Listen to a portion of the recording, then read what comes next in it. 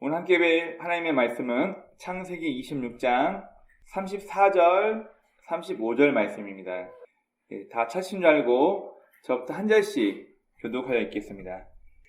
에서가 40세에 헷 족속 부에리의 딸 유딧과 헷 족속 엘론의 딸 바스맛을 아내로 맞이하였더니 그들이 이삭과 리브가의 마음에 근심이 되었더라.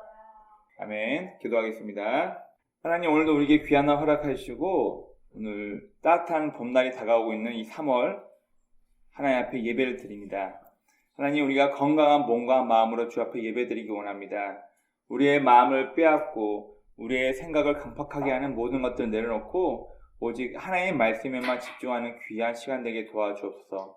무엇보다 우리의 마음과 생각을 지켜주셔서 하나님, 오늘 예배 가운데 하나님의 말씀이 우리의 마음에 오셔서 우리가 앞으로 어떻게 살아가야 할지, 우리가 어떤 마음으로 하나님의 백성답게 살아가야 할지 움직일 수 있는 삶의 원동력이 될 수 있도록 인도하여 주옵소서.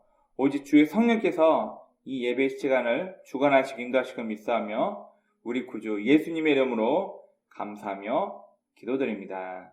아멘. 세간에 이런 얘기가 있습니다. 얼굴이 예쁜 여자를 만나면 요즘 좀 달라졌어요. 한 달에서 1년이 기쁘고, 그 다음에 요리를 잘하는 여자를 만나면 1년에서 3년이 기쁘고, 마음이 좋은 여자를 만나면 평생이 행복하다. 이런 말이 있습니다. 꼭 여자에만 비유한 얘기가 아니라 사람은 누구를 만나냐에 따라서 그 사람이 인생이 좋은 쪽으로 펴지게 되고 또 잘못된 사람을 만나게 되면 그 사람의 인생이 꼬이기도 합니다. 이제 신학기가 시작되었습니다. 아직 코로나 때문에 학교 가지 못한 아이들도 있지만 신학기가 되면 우리 아이들 그리고 학부모들이 가장 기대하는 게 뭐냐면 이번 학기에는 제발 좋은 선생님을 만났으면 좋겠다. 이번에는 제발 좋은 친구들 좀 만났으면 좋겠다. 이게 우리 부모님들과 아이들의 가장 큰 소망일 것입니다.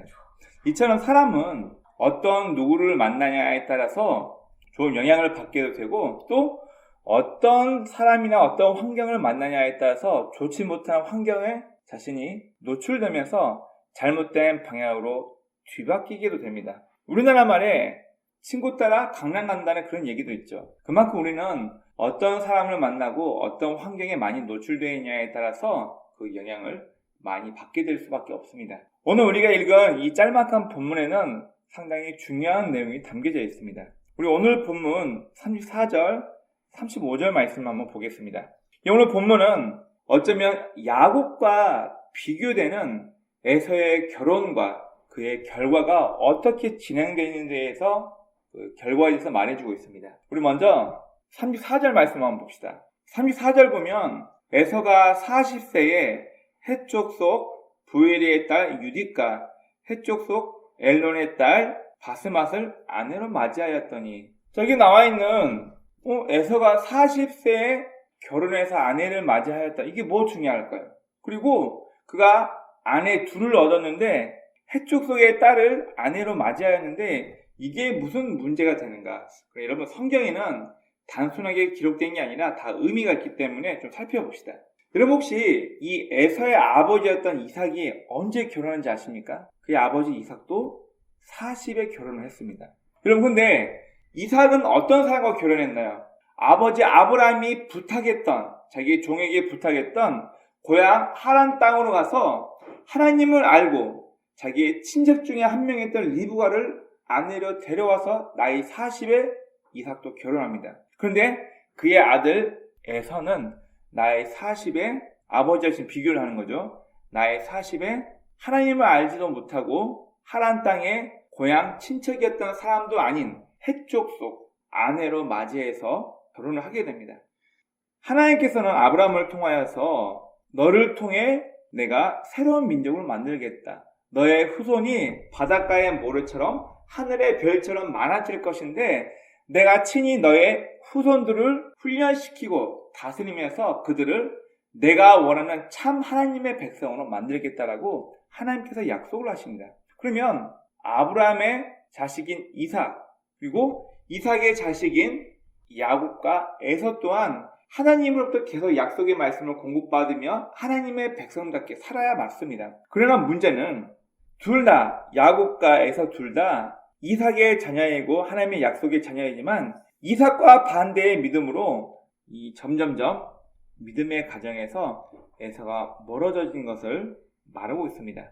여러분, 신앙과 상관없는 에서의 배우자들 34절에 보면은 에서가 취한 아내의 이름을 보면 유딧, 마스맛, 바스맛이라는 이름을 갖고 있는 아내를 취하게 됩니다. 유딧이란 말은 칭찬하다, 바스맛은 향기가 좋다, 향기, 그런 뜻을 가지고 있습니다. 이름이 내적으로 상당히 아름답다, 내적으로 준비가 되어 있다, 그런 게 아니라 보여지는 외적으로만 화려하고 아름다운 것에 대해서 이야기를 하고 있습니다. 에서가 헷 족속의 사람을 아내로 맞이했는데 이게 무슨 문제가 되어서 우리가 알아야 할 게 하나가 뭐냐면은 메소포타미아, 유프라데스강, 티그리스강 흐르고 있는 이 강 사이는 메소포타미아, 강 사이라고 얘기하는데 아브라함과 그리고 그의 족속들이 살고 있던 이 메소포타미아 사람들의 결혼 습관은 오직 일부 일처제입니다. 즉 아내가 죽어야지만 결혼을 할 수 있지 아내가 살아있는데 결혼을 못하는 거예요. 그런데 에서는 아내를 2명이나 얻죠. 이 문제 때문에 이 가정에 어떤 문제가 생기는가 한번 봅시다. 성경 한번 봅시다. 35절을 보면은 이 믿음의 가정에 문제가 생깁니다. 불화가 생겨요. 35절입니다. 그들이 이삭과 리브가의 마음에 근심이 되었더라. 에서가 데려온 헷 족속의 2명의 아내가 며느리 2사람이 그의 부모였던 이삭과 리브가에게 근심이 되었다라고 얘기를 하고 있습니다. 자, 이 단어를 우리 한글 성경만 볼 게 아니라 이 성경을 아람어로 번역한 성경이 탈구역이라는 번역서가 있습니다. 성경을 구약 성경을 아람어로 번역한 게 있는데 이 탈구역에는 뭐라고 써 있냐면 에서의 아내들이 불순종하여 이삭과 리브가를 노엽게 하였다 이렇게 번역되어 있어요. 자, 그리고 히브리 성경을 다시 한번 번역해 봅니다. 마음에 근심이 되었다. 모라트 루아흐라는 단어는 마음이라는 뜻이고 모라트는 쓰다. 여러분 혹시 나오미가 룻기서에서 자기 남편도 잃어버리고 자기 아들도 다 죽게 되었을 때 고향 사람들에게 나오미 그러니까 나를 나오미라고 하지 말라. 나를 마라. 인생의 쓴맛을 봤다. 마라 이렇게 얘기해요. 이 마라의 동사가 똑같이 모라트는 뜻이에요. 모라트 루하흐 이게 무슨 말이냐면 마음에 쓰다, 마음에 가혹하게 하다, 마음이 슬프다 그런 뜻이에요. 여러분 그러면 방금 우리가 봤던 이 아람 성경 탈국역과 이 히브리 성경을 원어로 번역해 보니까 단순히 에서의 2 아내가 이삭과 리브가에게 마음에 근심이 되었다라 이걸로 끝난 게 아니라 이 며느리들은 문화도 헷 족속이니까 문화도 다르고 하나님을 섬길 줄도 몰라요. 그러다 보니까 부모였던 시부모였던 이삭과 리브가에게 불순종했다라고 아람어에 나와 있고 히브리 원어 성경에는 이삭과 리브가의 고통이 되었다. 이삭과 리브가에게 쓴 가혹한 슬픔이 되었다. 이렇게 해석할 수 있는 것입니다. 27장, 28장에 보면은 야곱이 자기 형을 속이고 아버지를 속이고 장자의 상속자의 축복을 받은 것 때문에 형의 낯을 피해서 도망갑니다.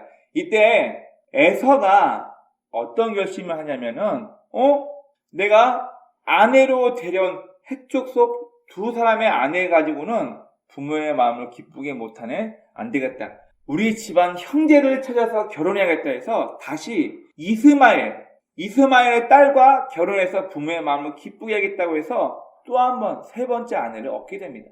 자, 그만큼 에서가 하는 결혼은 하나님의 방법대로 결혼했던 이삭의 결혼과 반대된다는 것을 성경에서는 이야기해주고 있고 또한 그가 얻은 헷 족속은 이삭과 리브가의 마음을 슬프게 했다라고 성경이 이야기하고 있습니다.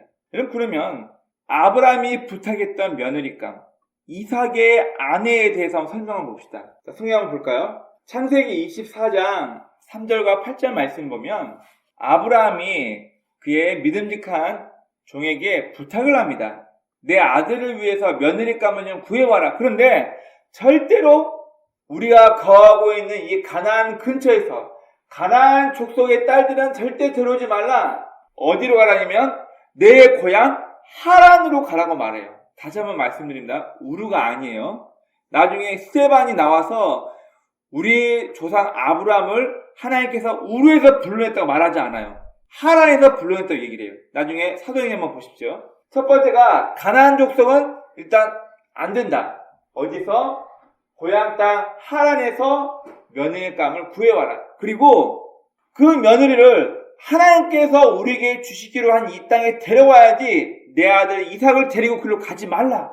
그리고 동일하게도 이삭이 그의 아들 야곱이 며느리감 얻으러 간다라고 해서 집을 떠난다고 했을 때 뭐라고 얘기하냐면 창세기 28장 14절에서도 이삭이 똑같은 얘기를 합니다. 나도 내 아버지 아브라함이 며느리감을 구할 때 가나안 일대에서 며느리감을 얻지 않고 고향이었던 하란으로 가서 며느리감을 얻어왔다. 너도 이 근처에서 며느리를 네 와이프를 찾지 말고 고향 하란으로 가서 네 와이프를 찾아라 이렇게 부탁하는 말씀이 28장 1절부터 4절까지 나와 있습니다. 여러분, 단순히 결혼만 했다 이 얘기가 아니라 오늘 본문은 우리에게 세 가지 중요한 이야기를 해주고 있습니다. 오늘 본문 말씀은 야곱과 전혀 다른 길로 가게 되는 에서에 대해서 얘기하고 있습니다.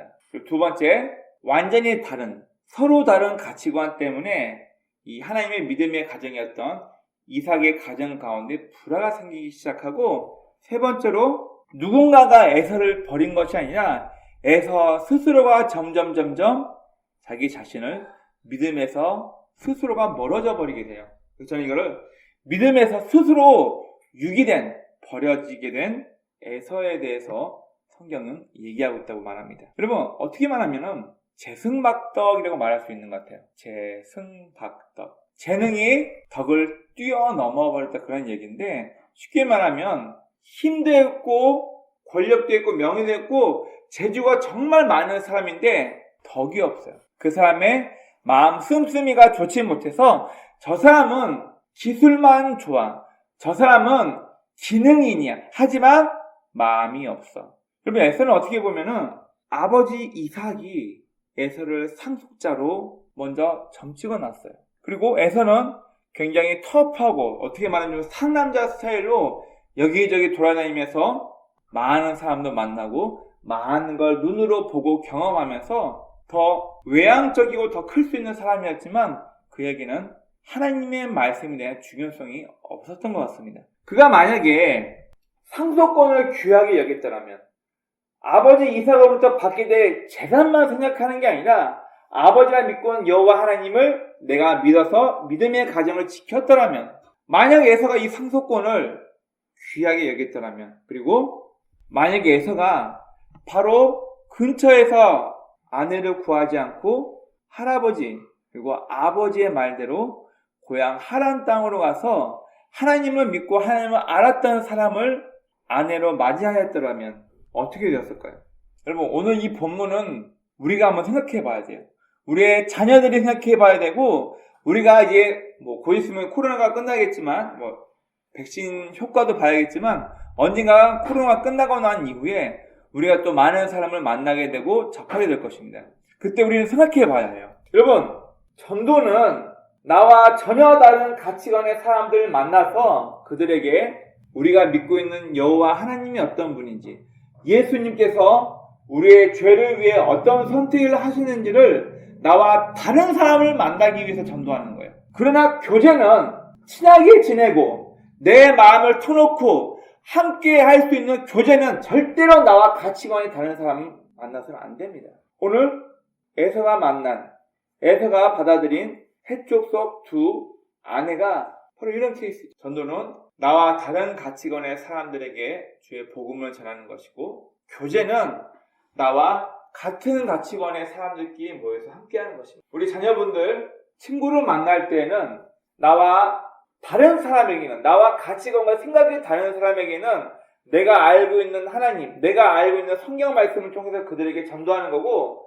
진짜 친구는 나와 가치관이 맞는 사람, 내 마음을 터놓을 수 있는 사람은 나와 가치관이 맞는 사람에게 마음을 터놓고 오갑할 수 있는 거예요. 좋은 친구, 좋은 배우자 만나는 것은 참으로 큰 축복입니다. 여러분, 우리가 올바른 신앙을 갖기 위해서, 우리가 갖고 있는 올바른 신앙을 지키기 위해서는 먼저 우리는 세속의 영향을 받지 말아야 합니다. 잘은 하지 않지만 SNS 페이스북에 이런 글이 올라왔습니다. 한 목사님이 쓰신 글인데 사역자가 BMW, 구찌, 루비통, 해외 명품이죠. 이런 외제차, 외제 명품에 눈독 들이고 좋아하는 순간 사역자로서 이미 그 길은 끝났다. 물론 약간 좀 오버된 것도 있긴 하지만 무슨 얘기냐면은 사역자가 하나님께 관심을 줘야 되고 사역자가 어떻게 하면 저 사람을 말씀을 가르칠까 여기에 관심을 두지 않고 더 좋은 자동, 더 비싸고 폼나는 명품 스위스 시계, 더 폼나는 이태리집 무슨 여기에 관심을 갖게 되면 이미 사역자로서 생명이 끝났다라고 개인적인 글을 쓴 적을 한번 본 적이 있습니다. 여러분, 우리는 세상의 영향을 받지 말아야 해요. 여러분, 그러나 우리는 돈이 있어야 이 땅을 살아가고 이런 사람 저런 사람을 만나면서 경제생활을 해야지만 우리 의식주를 영위할 수 있어요. 우리는 그래서 너무나도 쉽게 많은 사람에게 영향을 받을 수 있습니다.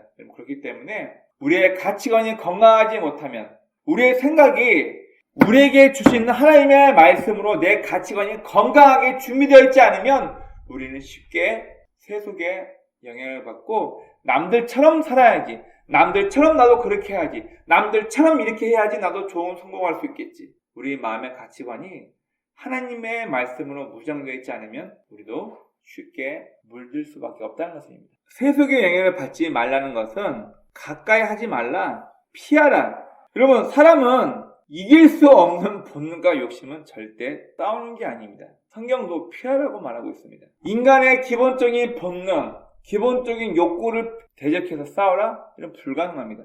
우리가 세속에 물들지 않기 위해서 가까이 하지 말아야 할 것, 피해야 할 것은 피하라 그 얘기입니다. 다음 두 번째, 오래 참고 인내하라는 얘기예요. 에서가 조금 더 인내하고 조금 더 인간적인 방법이 아니라 하나님의 방법으로 아버지가 어머니가 해주는 말씀을 듣고 할아버지가 하는 얘기를 들으면서 여러분 아브라함이요 170살 정도 돼서 죽거든요. 나이로 따져보면 이삭과 에서가 10대 후반이 될 때까지 아브라함이 살고 있었어요. 성경을 보면. 그러면 분명 할아버지 아브라함으로부터 또 아버지 이삭으로부터 하나님을 믿고 따르는 것이 어떤 것인지를 왜 하나님께서 우리 할아버지 아브라함을 불러내어서 우리를 하나님이 선택하신 민족으로 훈련시키기를 원하시는지 분명 들었을 거란 말이에요. 조금만 더 참고 인내했더라면 우리 신앙인에게는 우리가 바른 신앙을 위해서 우리는 오래 참고 인내할 수 있어야 합니다. 지금 당장은 아니지만 지금 이후를 생각할 수 있는 지혜가 저와 여러분 안에 있어야 할 것입니다. 다음 세 번째입니다. 선한 영향력을 끼칠 내적인 힘을 길러야 합니다. 안진뱅이는 절대 누군가를 도와줄 수 없어요. 내 다리가 아파서 앉아있는데 어떻게 다른 사람이 이렇게 세워주겠습니까? 앞을 보지 못하는 맹인이 어떻게 다른 사람의 손을 붙잡고 그 사람을 올바른 길로 인도할 수 있겠습니까? 내가 먼저 내 마음이, 내 태도가, 내 삶이 올바르게 준비되고 올바르게 훈련받고 있어야지만 내가 다른 누군가를 도울 수 있고 다른 누군가에게 올바른 길과 방법을 제시할 수 있는 것입니다. 그러면 사람은 누구나 잘못을 합니다. 누구나 실수를 해요. 그러나 중요한 건 어떤 사람은 잘못을 범했을 때 그 잘못을 다시 새롭게 바꿀 수 있는 계기가 있기도 하고 또 어떤 사람에게는 그 잘못이 단순히 잘못으로 끝나버리는 사람도 있다는 것이에요. 누구나 잘못을 바로잡고 새롭게 될 시간과 기회가 있습니다. 하지만 이 세상을 지켜보면 어떤 사람은 그 시간과 기회를 잡고 또 어떤 사람은 그 귀한 시간과 기회를 잡지 못해서 그의 인생이 그렇게 끝나버리는 사람도 있습니다. 작지만 생명이 있는 송사리 그리고 크지만 생명이 없는 통나무가 있다라고 해봅시다. 작은 물고기는 비가 오고 강물이 모여서 크게 됐을 때 작은 송사리는 물결을 거슬러 올라가지만 거대한 통나무는 생명력이 없기 때문에 그냥 물이 떠내려가면 물이 흘러가는 방향대로 나무는 그냥 둥둥 떠 흘러내려가기만 해요. 생명이 없으니까. 물을 거슬러 올라갈 힘이 없으니까. 원화없기는 물론 우리의 삶이 부유하지 않고 남들 보기에 그다지 별 볼일 없는 삶일 수도 있습니다. 그러나 우리에게 생명력이 있고 우리가 살아있는 하나님의 사람이라면 거대한 세상의 물결을 거슬러 올라갈 수 있을 것입니다. 그러나 우리 안에 생명력이 없다면 우리는 세상의 흐름에 그냥 둥둥 떠 흘러내려가 버리는 통나무처럼 우리들 또한 남들 하는 것처럼 남들이 이렇다더라 저렇다더라 우리 또한 그런 삶이 돼버릴 것입니다. 오남기는 저와 여러분이 나 자신을 위해서 올바른 것을 선택하고 또 잘못된 것이 있다면 그것을 바로잡을 수 있는 용기가 있기를 또 그런 복된 성도가 되길 주의 이름으로 축원합니다. 오늘 본문에서 에서는 자신의 선택을 통해 점점점 하나님의 약속의 자녀로부터 신앙으로부터 점점점 멀어져 버리게 됩니다. 여러분 우리도 마찬가지입니다.